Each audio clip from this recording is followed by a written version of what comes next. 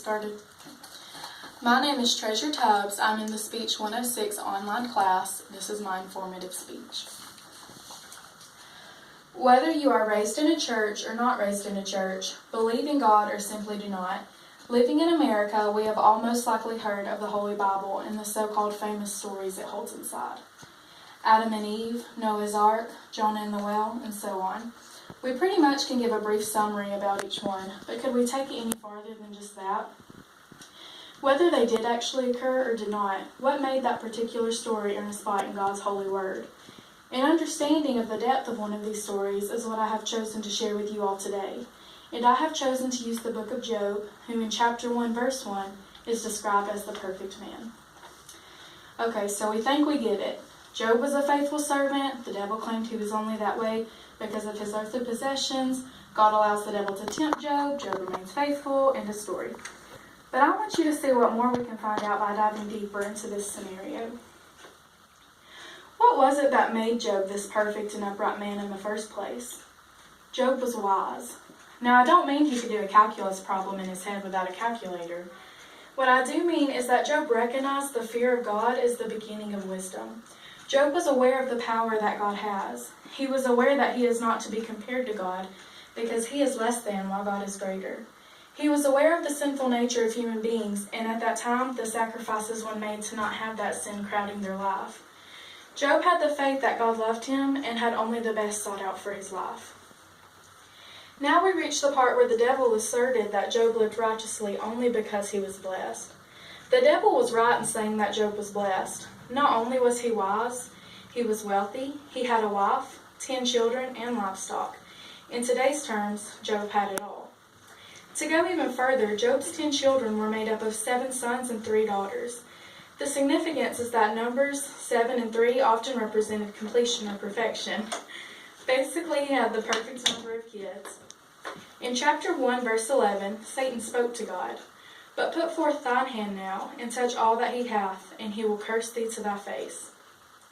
Satan was telling God, "Just let me have a hand on the things in Job's life, and I'll prove to you that my theory is correct." He even went on to say that Job would curse God to his face. This is where God allowed Satan to do so. We know that Satan caused misery in Job's life, but just how far was he willing to take it? Ending chapter 1, we read that Job's servants were murdered, his livestock was gone, and his children had been killed, all on the same day. Imagine yourself going through those same trials, an innocent man receiving undeserving punishment. We've heard that Job remained faithful, but how in the world did he do that? Surely he had at least a little bit of anger, confusion built up in him that would lead him to sin just once, right? Surprisingly enough, no. In verses 20 and 21, at the end of chapter 1, it reads, "Job fell upon the ground and worshipped. He said, 'The Lord gave, and the Lord hath taken away. Blessed be the name of the Lord.'" Instead of Job dwelling over all that he had lost, he was thankful to God for the time he had with those things before they were taken away. This foreshadows a verse later written in the Bible, James 1, 2, and 3, which reads, "My brethren, count it all joy when ye fall into diverse temptations, knowing this, that the trying of your faith and knowledge worketh patience." However, the devil was not done yet. He wanted to try once more to get Job to become unfaithful. He covered Job with painful boils from the bottom of his feet to the top of his head. The only way Job could find relief for the pain they caused was by scraping his skin with broken pottery. Throughout the next several years of Job's life, obstacles came crashing down in an attempt to lead him away from God. He had struggle, he had grief, he had pain that seemed unbearable, kind of like what we may feel from time to time today. Sometimes we feel that we have tried so hard to be the best we can, and all we get in return is hurt.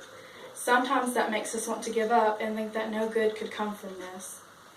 Although in chapter 42, starting in verse 12, we see that because of Job's faithfulness, God blessed him more in the end than he had in the beginning. For he had 14,000 sheep and 6,000 camels, and 1,000 yoke of oxen and 1,000 donkeys. After this, Job lived 140 years and then died, being old and full of days. That is why these stories are in our Bibles. God does not change with the times like we do. He already knows we are going to face difficulties in this sinful world.